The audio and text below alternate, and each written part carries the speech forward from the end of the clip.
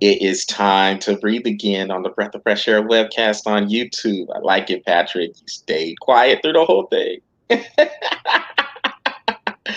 Oh man. Well, hey Patrick, we have a lot to get to. I guess let me get to the introduction first. So you see us, me, Charles, got Patrick with me, and glad to do this show on this Tuesday evening.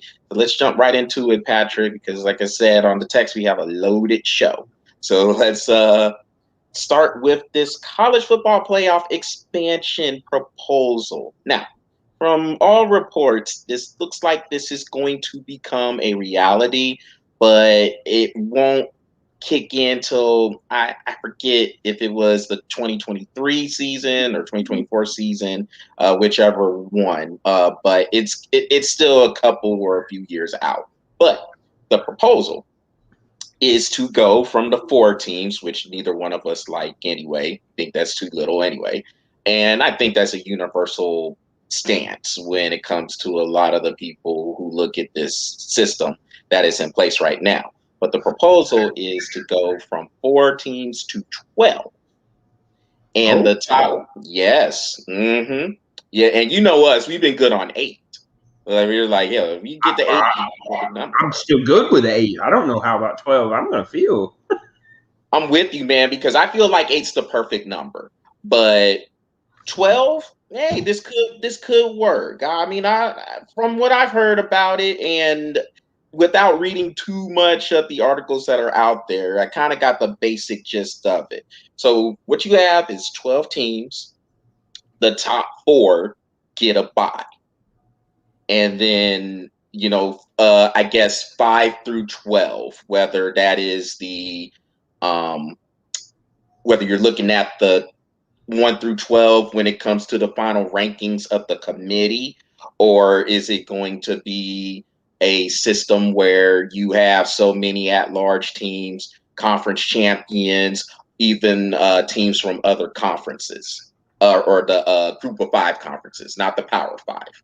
So, I mean, it'll be interesting to see all the rest of these details, which it might be already out there what they're talking about. But the gist is 4 to 12 and the top 4 teams get a bye. So, with that being said, Patrick, how do you feel about the proposal? And then when you give your answer, or after you give your answer, I'm going to give you a few scenarios on how they can go about this to make it really interesting. Okay. All right. Okay. So this is the first time I'm actually hearing about it. Mm-hmm. Yeah, I probably should have done my research when you sent me the topics, but I was like, well, I mean, what's I kind of looked at it when you sent me the text, and I was like, expansion. Okay, well, maybe they'll go to like 6 and they give it the 2 buys, or they might go to 8, which I thought was the perfect number as well. 12 makes it very interesting, and I think 12 is too much personally. I still feel 8 is the perfect number. But I will tell you this, man. I have nothing to complain about, because the one thing that I always said in show after show after show after show was, I am sick of these kids opting out of bowl games because they're not in the playoffs. Here we go. Because now you can't opt out. You got 12 teams. And if you're in, you're in. And if you lose, you're out now. So it doesn't matter. So now these kids are like, oh crap, now I got to play, which is really good, because I don't think that you should have an option to opt out, especially when this college is paying, thousands and thousands of dollars in scholarships to educate you, and then now you opting out. And I know, and I'm not getting on pay or anything like that, because I know the first thing that, and I don't have my comments up, but I know the first thing that somebody would say is, well, now they should pay the players. Okay, we're not getting into that part. It's just the playoff system. I like it. I think that it is. It does make it very interesting, because the players now have to play. They don't get to opt out. And if you're going to opt out, now you got 12 teams that are going to be like, oh, I can't opt out now, So, you said 2023? Yes, You know, around there. Yeah, yeah. roundabout. Um, I I like it. I like it. I mean, I like it because, like I said, the one thing I always complained about these kids opting out because they can't play in a bowl game or they can't play in the playoffs. So I like it. I think this is going to be good for college football, and I think that it will definitely weed out those kids that are like, well, I'm gonna opt out because I'm good during the regular season, but I might suck during a bowl game. Now you got one more filter of weeding out all of those kids that are just in it for the money. Now, number one, it's long overdue. We know an expansion of this playoff system it's been needing to happen ever since, or at least the 90s. And then finally in 2014, of course, they came up with this system. So an expansion was going to come for, if nothing else, of course, the number one reason that everything happens: more money, More more money. money, more money, more money. But if we're to have this 12-team scenario, Patrick, so I'm going to paint three ways they can do this Okay. to where this could be interesting. Number one, they can do what the NFL does with their playoff system. So they have the conference system, of course, and before they went to 14 teams, of course, it was at 12. So you have your 16s in the AFC, 16s in the or excuse me, 16s in the AFC, 16s in the NFC. Top two, of course, get the bye. Well, in this particular case in college, you have four teams. So let's say you move, and as I'm painting this picture, I'm using last year's rankings. So keep that in mind. Okay. So you have Alabama, Clemson, Ohio State, and Notre Dame. So those are your top four teams that were in the playoffs last year. So let's say you put Alabama and Notre Dame on one side. On the other side, you put Ohio State and Clemson on the other. Okay. Well, hold Yeah. on, hold on, hold on, hold on.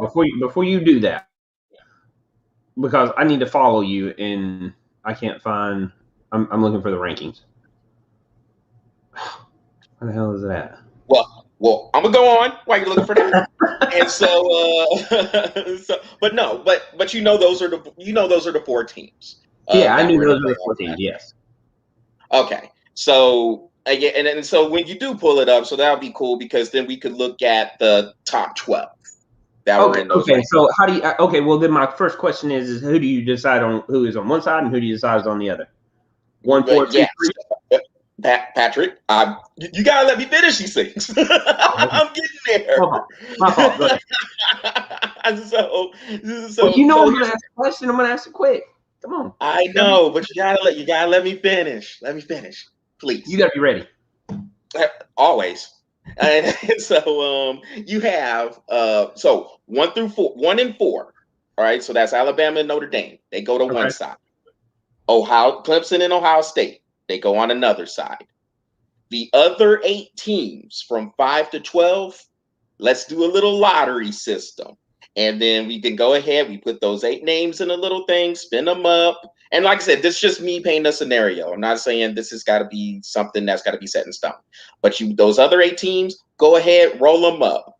First 2 teams you pick, they play each other. Next 2 teams, they play each other. Just go ahead and do that. That'd be Yeah, interesting.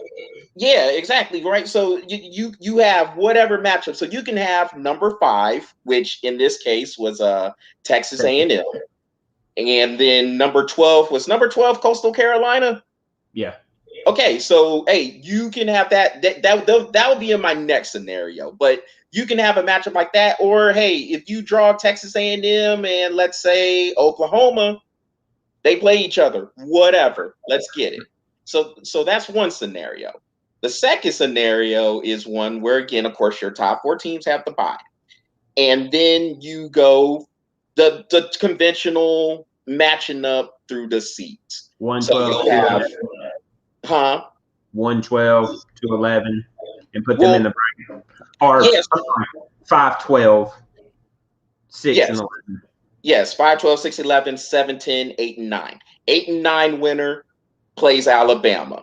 Now, and that'll be if that's in a scenario if you have chalk, if you have your top seeds in those matchups play. So Texas A&M, if they win, they're the fifth seed. Then they would play Notre Dame because that's your highest rated wild card against your lowest rated bye team. So you can do it that way as well, the conventional way. Your third scenario is have 5 and 12, 6 and 11, 7 and 10, 8 and 9 play, but whoever wins, you reseed them. So if Oklahoma or Florida is your highest ranked team remaining out of those wild card games, and I'm just calling them wild card games because I guess that's in essence what they would be, then Florida goes and plays Notre Dame because they would be the highest remaining seed to play Notre Dame. And then your lowest remaining seed plays Alabama. And then you can match it up with however it works out for Clemson and Ohio State. So those are three scenarios that you can just go in three. You can put those together and just figure out how it would work. I personally like the first one because I just would like to spice it up like that and just have a little lottery system, and then whoever plays whoever. Cincinnati just plays whoever. Like I would like to see that happen. And then lowest ranked teams, then you match them up according to those seats.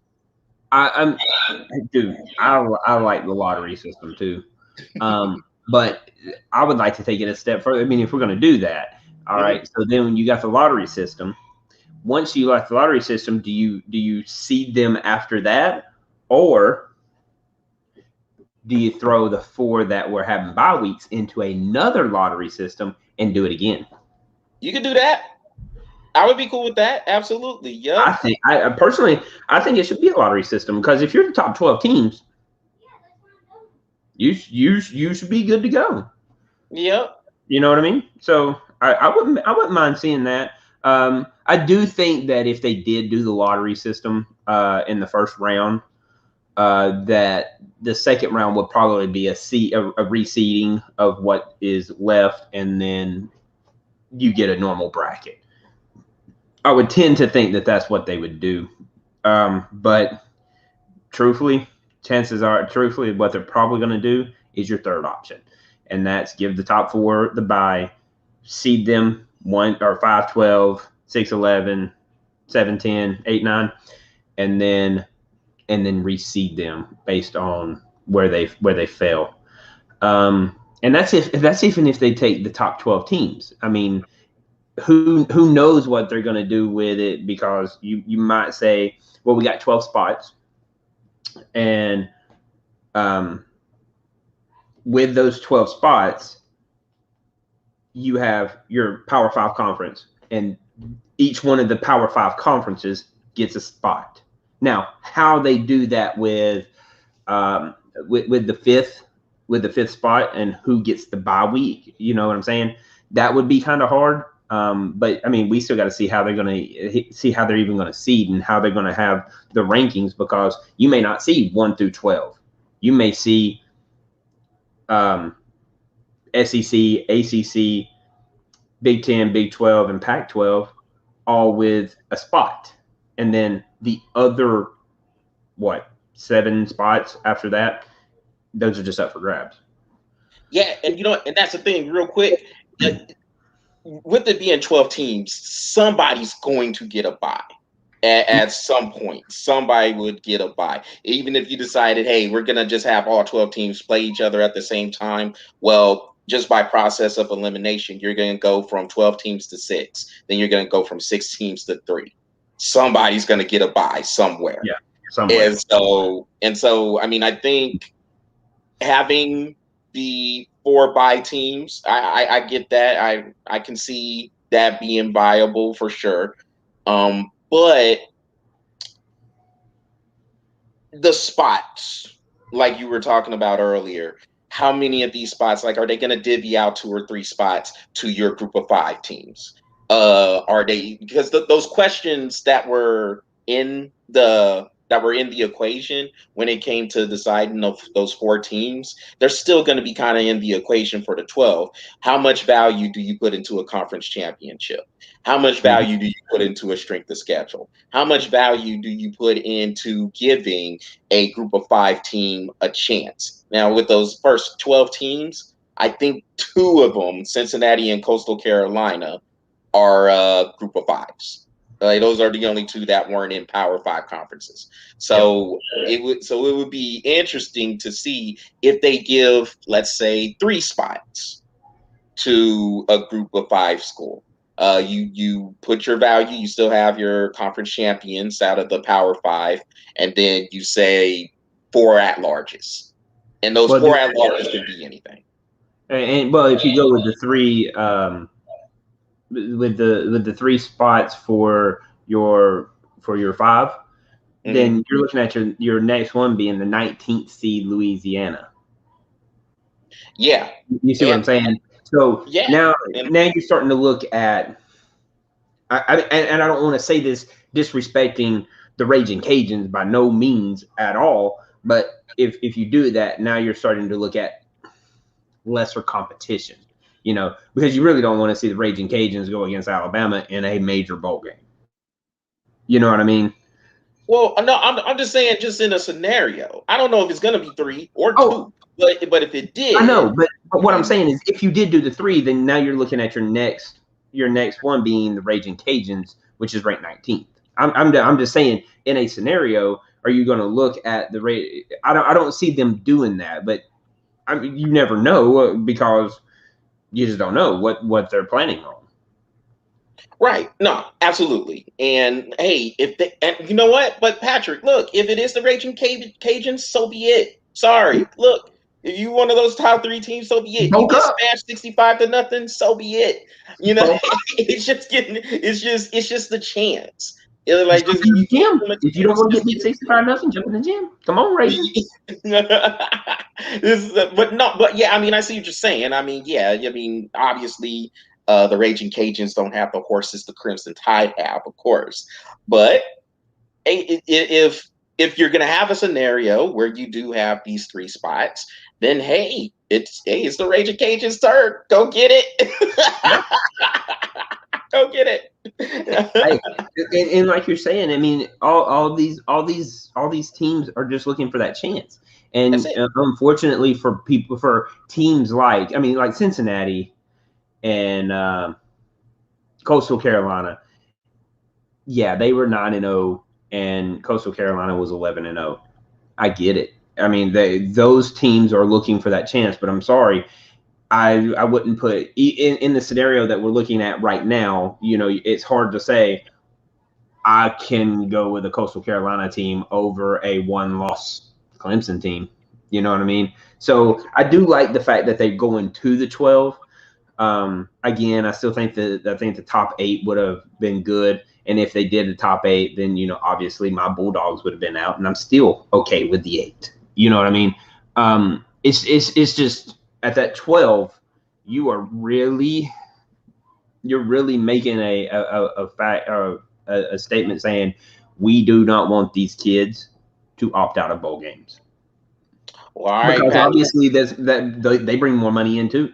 I mean, if you got your workhorse behind the quarterback and your running back, and he's the reason why you're where you're at, and then all of a sudden they lose a game and now they don't qualify for a playoff, and then he's like, oh, nah, I'm good. I'm just gonna sit out. I'm gonna sit this one out. I want to for the NFL. Well, all right.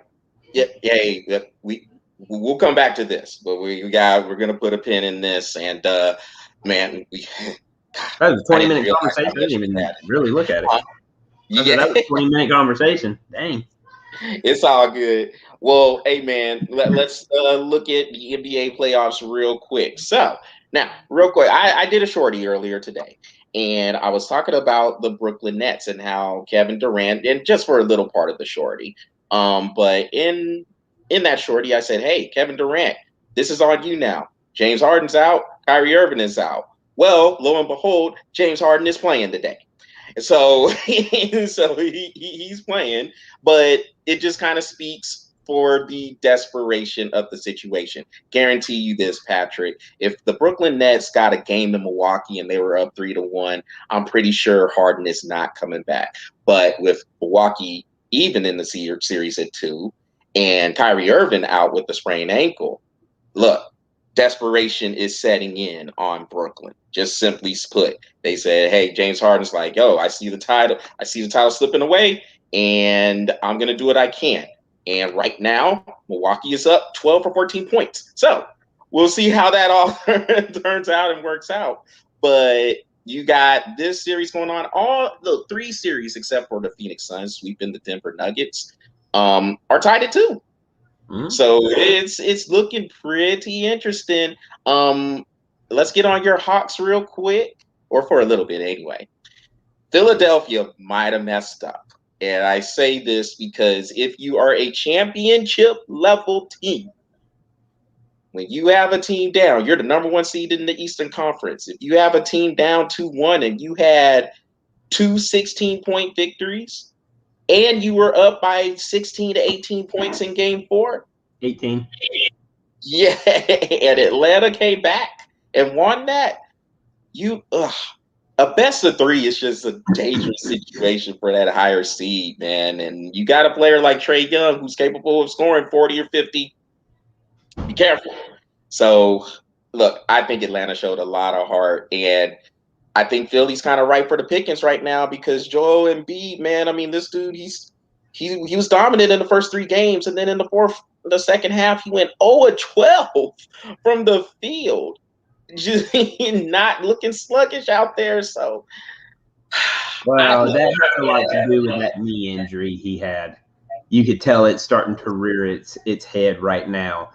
And I mean, don't get me wrong. I'm proud. I'm proud of the Hawks. I am. I mean, at this point, we talked about this on the phone, and I said, and you were like, you got the Hawks going to the Eastern Conference Finals. Like, why not? Yeah, why not? I mean, why not?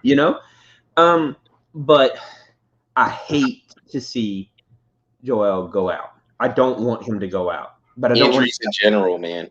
I know, and everybody's like, I've had this conversation with a couple people. Dude, if he goes out, that's like almost a sure win for Atlanta. I was like, yeah, but then there's a question mark. Could they have done it with Embiid in? And I want to say yes, but I mean, I want them in. I want them in because I want them to be at their best. I want Philly to be at their best, so there is no question.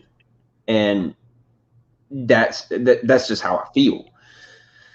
But I also don't want to see anybody hurt either. I mean, that's number one. I don't want to see anybody hurt. Win or lose, I don't care. I don't want to see anybody hurt first. But second, I need him on the field. I need him on the floor. And Atlanta, you're right. They showed a lot of heart, man. They lost game 2 by 16. They lost game 3 by 16. They were down by 18, 13 at the half. And then Philly put on 5 more points right at the beginning of the third quarter. And then that's right. They were up 60-42. Yeah, that's right. That's right. And Atlanta just there was like a turning point off of a Collins dunk or something like that. I can't remember what it was. He was great last night. Collins all of a sudden, bro, Atlanta just blew up. They outscored them 31-20 in the third quarter. 31-20. That was amazing. So, I mean, you're right. Philly with a team that has been up by 16 2 games and then was up by 18. They allowed Atlanta to squeeze back in. Now, obviously you can't just count Philly out. Philly can score in bulk, and we've seen that. But hey, some of the biggest mistakes is when you let a team weasel their way back into a series. And by all rights, even though Atlanta was down 2-1, by all rights, they were almost out of the series. They should have been. And they fought They had a lot of heart, and they fought back and tied the series up at 2. Hey, you got those shoot like you said before, man. You got those shooters out there around Trey Young. That is a dangerous team, and they shot 57% from the field all game. And what's crazy is that Philly was shooting 65% in the first half, and then just totally blew it in the second half. I don't know what happened. They just couldn't make a shot. They well, Joel couldn't make a shot. He had 2 points in the second half off of those 2 free throws, and that was it. Dude. So they put a hold on him. Well, the thing is, man, and one more thing about Philly, they look Ben Simmons. Listen, a lot. I like his game. I mean, he brings a lot. He's a very good defender. He can walk up on a triple double, like on any given night. He's a great passer, very good rebounder. He can score going to the hoop. But man, the lack of a jump shot and the struggling at the free throw line, that is hurting Philadelphia big time. And you know what? It's not even so much that, Patrick. He runs away from the clutch moments. Like he wants nothing to do with the ball in the clutch moments. And this is supposed to be your best playmaker. So if that doesn't change somewhere, look, Philly might be able to sneak out of this series, but man, if they play the Bucks or the Nets, Yeah. that's got to change. I mean, nothing else. You want the ball, and there was something that I said. So there's a college basketball analyst. I think he's still an analyst, or at least he was for ESPN. His name's Jimmy Dykes. And what Jimmy Dykes had said was, I don't trust the percentage. Like if he's going to go to the foul line, he gets fouled. He said, I don't trust the percentage, but I trust him. I was like, I kind of like that, because what he's saying is, yeah, all right, this dude could be a 65, 70% foul shooter, or in Ben Simmons' case, like damn near 50%. For but he shot 20% last night. Yeah, but at that moment, that clutch moment, he wants the ball in his hands, and he's not going to be afraid of the moment. Let me go knock down these 2 free throws, because that's the only thing that matters at this point. And that kind of stuck with me. And when I heard that, and just kind of thinking about Ben Simmons, I mean, this dude doesn't want the ball. He wants nothing to do with the ball. And if you're going to be an elite player, like a lot of people will want to put Simmons at, you got to want the ball. You can't run away from these clutch moments, especially if he's their best playmaker. I mean, that's got to change. That at some point, if it doesn't change this year, it definitely got to change next year. And I get Doc Rivers trying to stand up for him, but I think it's pretty damning if you have him out of the game down the stretch. That's pretty telling. You're gonna have his back, but yet he's on the bench. Why did you have his back then? Leave him out there. That's what I'm not understanding. Hey, when you paying that dude that much, you might want to step up to the plate. Exactly. And in the West, man, the Clippers are just so inconsistent. But here they are, tied at 2. They lost the first 2 games in Salt Lake City, come back to Los Angeles, and they win 2 games. Just a complete and utter opposite of what happened in the first round series with the Dallas Mavericks, where the road team won the first 4 games. So now you have the home team in this series winning all 4 games, and now, just like the other 2 that we mentioned, best of 3. And I mean, I don't know. We'll see. The Jazz, they need Mike Conley to come back now.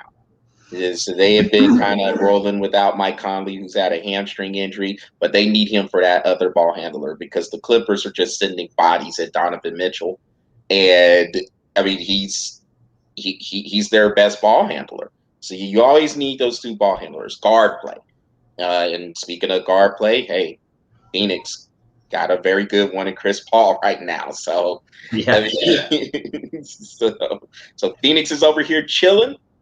and waiting for the winner of that Jazz Clippers winner. And then in the East, both series tied at 2, and we'll see how they turn out. Anything else you want to add before we move on to baseball? Because this one's, we're going to have a little bit on this one. No, I'm good. All right. Well, speaking of Major League Baseball, let's get to that. And we have the foreign substance policy out from Major League Baseball as of this afternoon, or maybe this morning. But basically, what is going to happen is if you are caught with a foreign substance, you are getting suspended. Well, okay, first of all, you're going to get ejected from the game that you are pitching in, and then you're going to have a 10-game suspension. Now, if you're a starter, that's in essence 2 starts.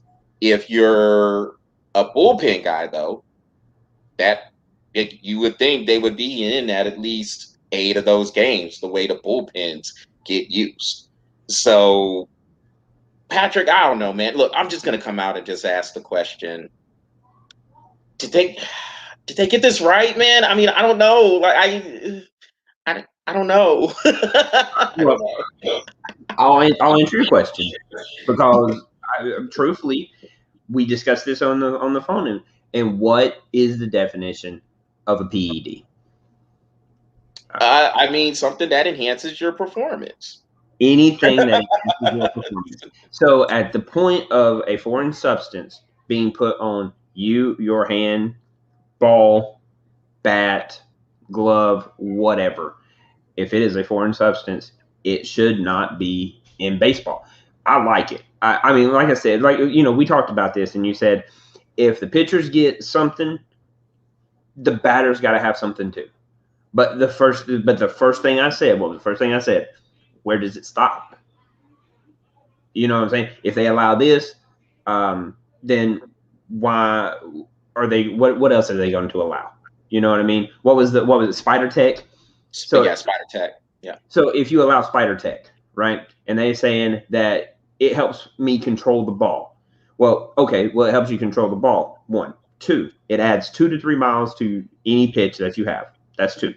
3, it adds spin, which means you have more control, more speed. That enhances the ball. That enhances your ability to play. Therefore, performance enhancing drug. I know it's not a drug, but I mean it is what it is. I mean, when you start putting foreign substance into the game, now you're starting to mess with the integrity of a game. I mean, And it's a performance enhancer. Absolutely, yeah, that's the thing. yeah. And if you're going to be big about tradition, like baseball is, like hockey is, you can't allow it. So Now, I like the decision. I'm glad they did. I'm glad they said no. now, here's the thing, Patrick, because the umpires are going to inspect these pictures, and the reason why I ask, did they get this right, or maybe it's not even about them being right as it is about, hey, we're just trying to clean stuff up. But there's a pitcher for Tampa Bay. What is his name? Oh, Tyler Glasgow. Okay, Tyler Glasgow. He got hurt, and he was quick to blame Major League Baseball's crackdown on foreign substances. Now, here's the deal, and this is where I say it could get a little bit hairy. It's hot outside, and the players are out here in sunscreen, and they have the rosin bag. You got a whole bunch of stuff. You're sweating. There's all kinds of stuff going on there. And I know Major League Baseball, reading this story that came out from ESPN, it said that they had done months of research, and they even took some of the baseballs that were used in the games, saying some of these bad boys were sticky to the touch, and they were like grimy and brown. Now, there's dirt. You're sweating. You got sunscreen running off. And that's what Tyler Glasgow said he was using. He actually admitted, hey, look, if I'm using anything, it's the sunscreen. I have the sunscreen. I put all this on there, and that actually helps him grip the ball. He actually said this. So I give him credit for that, because at least he admitted it. He didn't go Gary Cole like, I don't know how to answer that. I did not have sexual relations with that woman. Come on. So So that's the thing. So if an umpire says, "Man, I don't know, seems like you have an abnormal amount of sunscreen on," you got to go. Well, I mean, if a black man comes out there looking white, yeah. I'm just saying. And if it looks like a white man looks a lot whiter than he should be, the dude, bro, no, you gotta go. But I mean, if it's within reason, it's sunscreen, dude. That would be the one thing I would say you cannot take out of the game. You can't take it. I mean, you're going. People will get sunburnt and cancer, those kind of things. But you have to look at them and say you can't keep applying it. You know what I mean? You can't put that much on every half inning. I'm sorry, it's not going to happen. You know what I mean? Yes, and that's the thing, man, because like when we had this discussion yesterday, we said, look, you can use it if we are to believe, not only on top of it improving spin rate, giving you a better grip on the ball, but because with that grip of the ball, you don't lose control of your pitches and end up dotting a player in the face. Yep. And so if we are to believe that, then I think, like I said yesterday, Major League Baseball has to come out with maybe some sort of a metric saying, hey, you can have this right here. Maybe they put a little bit of whatever it is, sunscreen, spider tech, whatever, a little bit of it next to the rosin bag. Your batters, hey, you can use this much pine tar. Any more than that, pop them. Now, honestly, like you were saying about the number of games, you like it. I think I think those games got to be more. Hit them, 50 games. If you Oh yeah. want to sit there and continue to hit them, or I mean, like what we were talking about with PEDs. Hey, you use PEDs and you get caught, 80-game ban. So I think if you are about cleaning Ain't it up, enough. yeah. So if you I are about told you, cleaning man. it up, hit it. I told you first offense, man. When I told you about the general vicinity rule, you know what I mean. Mm-hmm. And the reason why they put the general vicinity rule in, and I guess let me explain what the general vicinity rule is. So the general vicinity rule states that if you're within a what is it, a foot from second base, that if you're within that region of second base, you don't have to touch second base, and it still counts as an out to protect the second base and shortstop from getting cleat from the runners and the runners taking them out. Okay, so Major League Baseball incorporates this rule. It's not new; it's been out for a while, but they incorporate this rule that says, "Oh, well, we're just going to do this because if you're going to keep raising your leg and cleating people, we're just going to move them." Okay, that's a band-aid on the system. That's a band-aid on the situation. All of that being said, just to get to this, instead of putting a band-aid on it, you tell the runners, if you cleat somebody, first offense, $250,000. Period. Second offense, $500,000. Third offense, you're banned from baseball for life, and you lose your opportunity as a Hall of Famer. You do not get that chance. No more. And the thing is that baseball has to put down the laws. They have to put down the rules. They have to grow a pair and put these in, because if you keep band-aiding the system, eventually the system breaks. Look at what it's doing now. People can't even watch this game because it's gotten horrible, because it's band-aid after band-aid after band-aid after band-aid. They're to a point where they're going to have to go back and say, we're going to reset the rules back to 1980, and now we're going to fix it.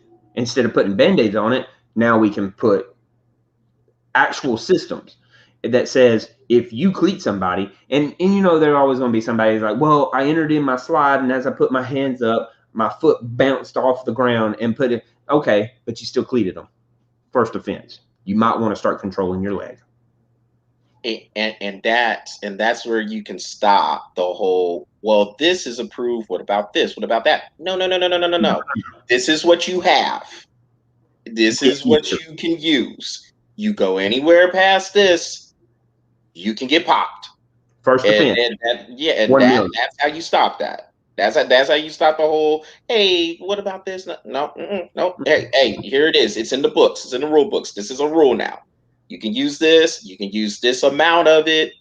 You could get away with this, but hey, if you coming out there like what you said, if they were to do something about the sunscreen, if they were to come out looking, I mean, you can see the streaks, you can Yeah, see the streaks on the arm from them rubbing on the sunscreen. Then yeah, you got too much, homie. You gotta yeah, go. And so, I mean, that's the thing. Yes, Major League Baseball has to grow a pair, and they also have to look at where their priorities are and what exactly are they trying to do with the value of the product that is being out there on the field. They're gonna have to evolve in some way, shape, or form, man. Because, like you said, they like tradition. They like to hold on to their tradition. But man, it might be time for them to come out just a little bit because they're in danger. Like you said, they're in danger. They're in danger of losing millions of fans here. hmm Oh, by the way, we have a work stoppage pending if they can't get their acts together. And you and I both know the players union and MLB, they're as always far apart from any type of an agreement. yeah. So, so we'll see And how I'll that also turns say out. this. I'll say this, and I Mhm. know we're fixing to move to the next topic, but I will say this. Yeah, Baseball has a problem when somebody like me can't sit and watch a full game. Like I'm inning by inning. And Charles, you know me. I'll sit in there in my living room with 6 games going at one time and watching it. You know what I mean? And anytime it goes past 9 innings, dude, I'm like free baseball, baby. Let's do it. You know what I mean? I love it. But somebody like me can't sit and watch a full game. I haven't watched a full game for MLB all season. yeah, As I said, yeah.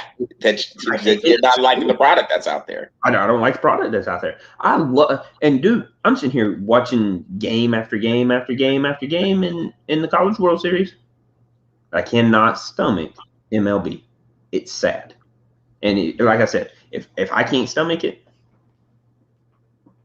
that's a problem. That's a problem.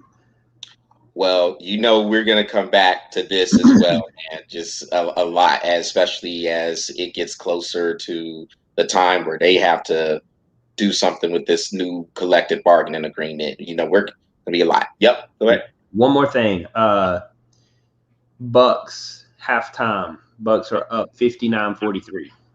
Okay. Okay. Well,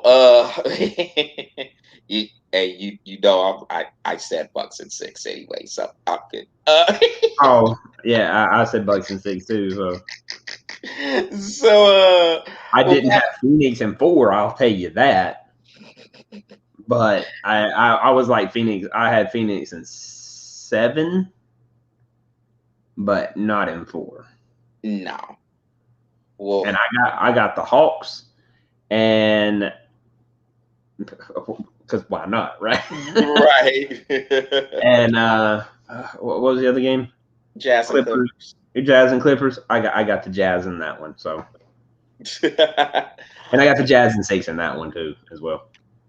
Well, Patrick, hey, I told you, man, we're gonna be all over the place with this webcast. So next, it is going to the soccer pitch. So I don't know if you caught this on Saturday, but the Euro Cup is going on over there across the pond, and Finland was playing Denmark in Denmark's capital city of Copenhagen. A player named Christian Eriksen collapsed on the field. They said he died. He literally died, and they brought him back. Oh, yeah. I was Yeah. like, he was No, fine not no, no, no. hours later.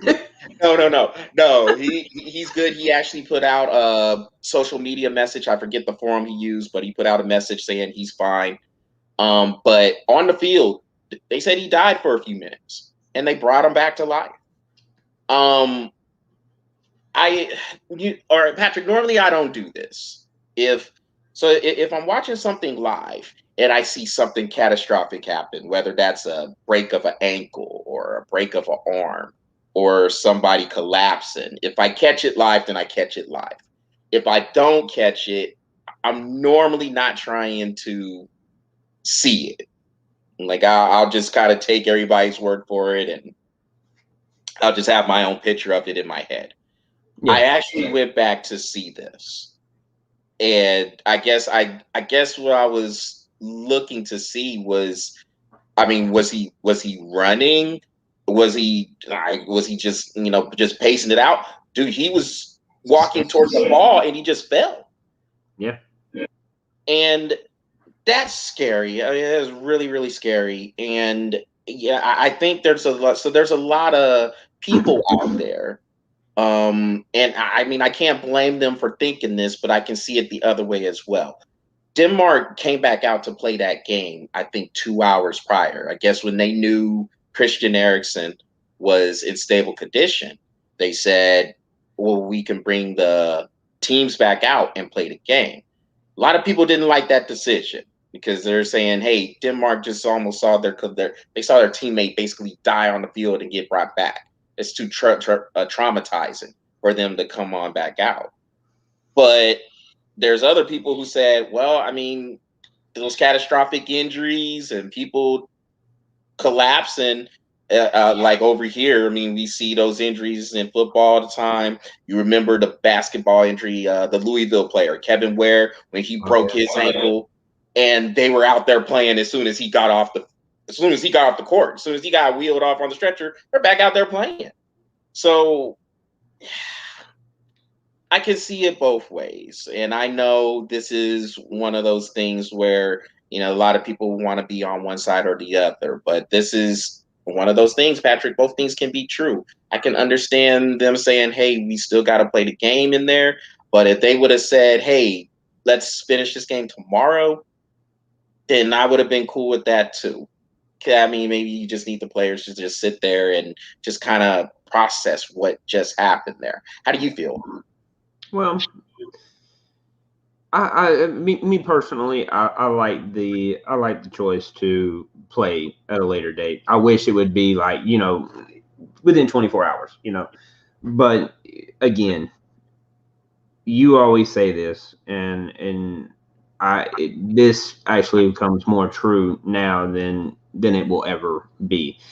Uh, yes, they are players, but they're also human, and we got to respect. We need to respect each other, and that's what this world is missing, is respect.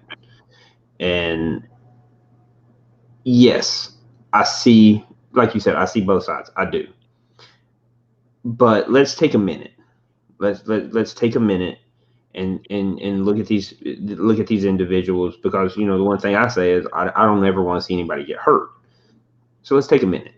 Let's look at the scenario. Let's look at the situation, and let's take a minute and say they are people. They are human. Give them an opportunity to grieve in their own way.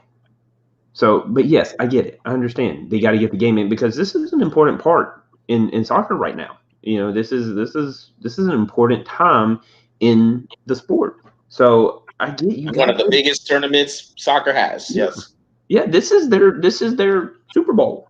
You know, so I get it. They got to play the game. They got to. But I think that this is a time for soccer to look at it and say, okay, I get it. I see it from both sides. If something like this, we have to draw a line, and I'll say draw a line in the sand so that we can play with that line every now and then. But if we're looking at somebody that just literally collapsed, and I don't know, breath of fresh air fans, look, he was walking towards the ball. You have to mind you, the man is 23 years old. He's 29, walking 29, 29. 29 years old. Okay. He's walking towards the ball. I don't care. It's still young. 29. Very Jesus. much so. Absolutely. Yeah. He's Just walking for towards the ball accuracy on a purposes. throw in. On a freaking throw in. And he just face first. No, we need to make sure that is okay. We need to make sure that he is okay. We need to make sure that his family is okay. 24 hours, we're going to resume this game and get it going back again, get this game in. I understand. My condolences or my sympathies go to Erickson and his family. I get it. I understand. But we still got bills to pay. So 24 hours. Get your butts back on the field and let's finish this game. That's the way I would have done it. I mean, I understand. I get it. But, at the end of the day, you got to pay your bills. And people don't, and this is where people have that misconception. The government doesn't care. They want their tax money. The mortgage companies, the banks, they don't care. They want their money. They want their taxes. They want their property management insurance. They want their money. So 24 hours, I need you back on the field so that we can pay our bills. Sorry, my sympathies go out to you, but we can't. We 24 hours, and then move on. I hate it for him, and truthfully, my sympathies go out to him and his family, and I'm glad that he is doing okay. I hope that he has a full recovery and nothing else, no brain damage or anything like that. But you got to get the games in. So. Well, all right, Patrick. Well, I don't have anything else to add on there, man. I mean, yeah, I think we pretty much feel the same way on it. Well, let's go from that somber thing that we had seen on Saturday to two new members of the STFU club. So, all right. yes. Who is so it? Here's the first one. First one is Le'Veon Bell. Now, Le'Veon Bell. Yes, great. He was a great running back with the Pittsburgh Steelers. Sat out for that year before he got a deal to play with the New York Jets. Of course, that was an absolute train wreck, disaster, whatever negative word you want to use for it. It just didn't work out. And Adam Gase, well, we know he sucks at coaching. So he gets picked up by the Kansas City Chiefs. And we're thinking to ourselves, wait a minute. So he goes from the Jets to the Chiefs. So he could literally win a Super Bowl title. He has a chance to win a Super Bowl title, then sign in for a year. Well, he didn't get a whole bunch of carries. And I guess he got loose on whatever, Twitter, Instagram, whichever one. I think it was Twitter.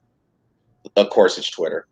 He gets on there basically saying he'll never play for Andy Reid again. Now, I don't know what was said. I don't know what Andy Reid told him. But looking at it from the outside, I do know this. The Chiefs had a pretty loaded backfield of running backs. They had just drafted the guy from LSU, Clyde Edwards-Helaire.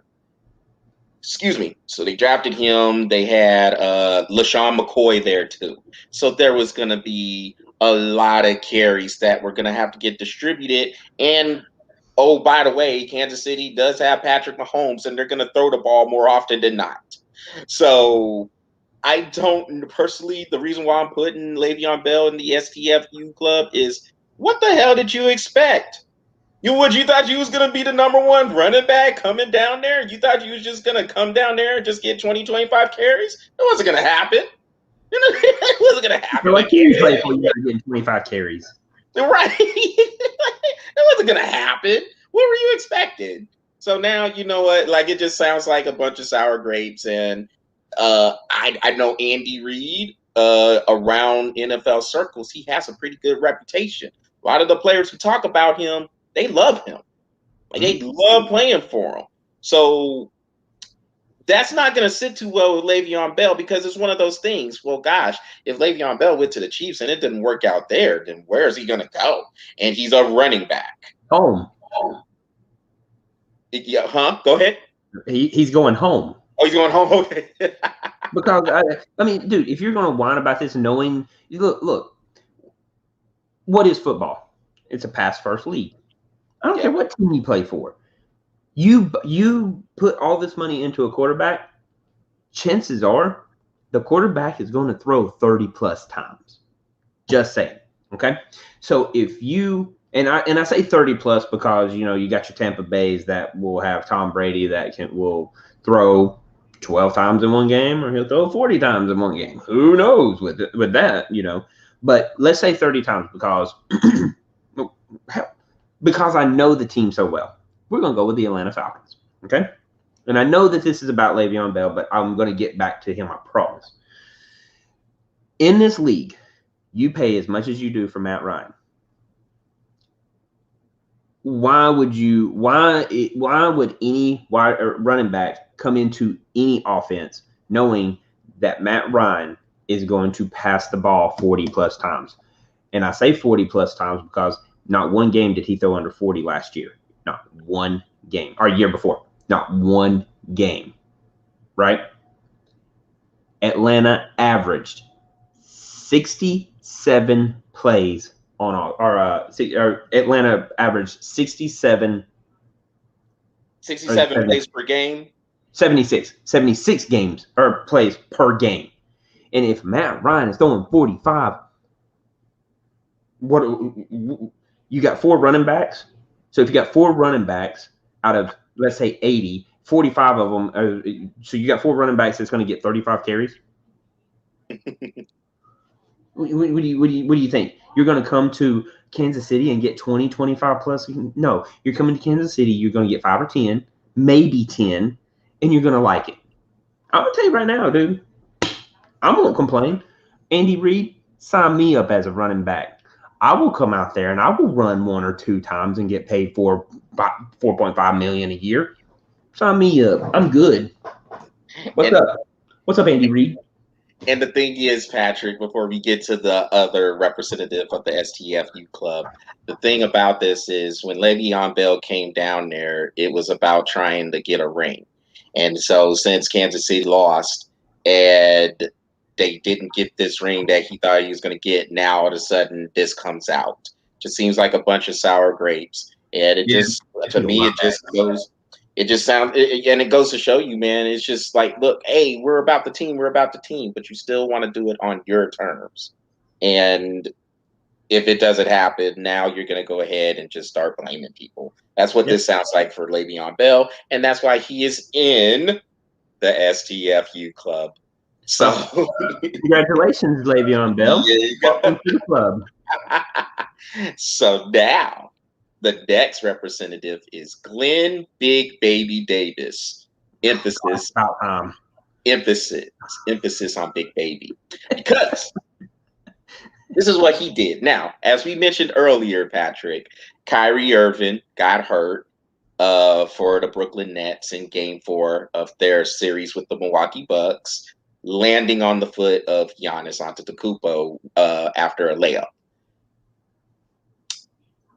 The foot is mentioned in Big Baby's since deleted tweet, where basically he said, hey, that's the same foot that Kyrie used to step on Lucky. Who's Lucky? Lucky is the mascot leprechaun of the Boston Celtics. And of course, if you watch games that take place in Boston, Lucky is in the middle. And I guess Kyrie Irving, after Game 4 of the series with the Celtics, stepped on Lucky's head and wherever else on the logo. So Big Baby's like, Lucky got his get back. Really? So you're basically cheering because he got hurt. You're calling this karma. As I just said, oh my gosh. But of course he deletes the tweet. After something like that's despicable, man. Well, okay, Big Baby, welcome to the club. Yeah. But this is my thing. Why will they not cancel Twitter? In this cancel culture that we are having, please cancel Twitter. All people do is run their mouths and get themselves in trouble. And if we take this away from all of these professional athletes and these rich people, we will probably start having unity. Twitter is the enemy. Cancel Twitter. Hashtag show. Charles, hashtag show. We're doing it. Yes, we Hashtag got. show. Here we go. We'll have another one coming up. We done two of them. Hashtag We done two of them. So cancel we Twitter. got another one coming up. You know what? But here's another thing though, Patrick. Hashtag cancel Twitter. But here's another thing with Twitter though, or any social media. If you put out a message, you can't delete it. Nope. Do not. Nope. No. Do not delete it because obviously you felt that way. So you go ahead and you deal with whatever blowback comes with it. Don't go in here and you catch a couple of, oh, I can't believe he said that. I'll go ahead and delete it. Nope. No. Too bad.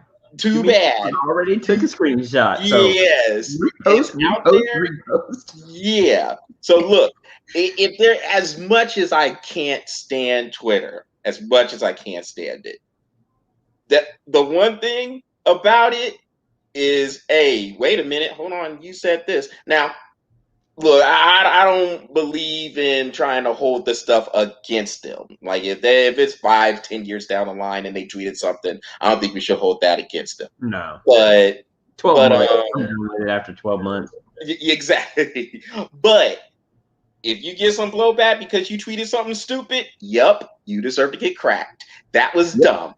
And he went. I couldn't believe that. I just said, really, that's what you're gonna tweet when he sprained his ankle? Look, and you know us, we are not Kyrie Irving fans. Like we think Kyrie Irving is kind of idiotic, and so he's not even classy garbage, dude. Like he's the type of garbage that you wipe your butt with. Great player. Great player. Well, offensive player. Great offensive player, but great offensive player. Nobody's a great defensive player. Well, I mean that's why I said just offense, and so because he doesn't do much else. So I mean, but dude, we're not trying to see anybody get hurt, and for Big Baby to tweet that is just it's asinine. And then another thing, Patrick, are we that sensitive over some mascot to where we're gonna sit there and say, "Oh, he lucky got his get back"? Are you serious? What's wrong with you? How about Mr. Met? Yeah. Oh boy.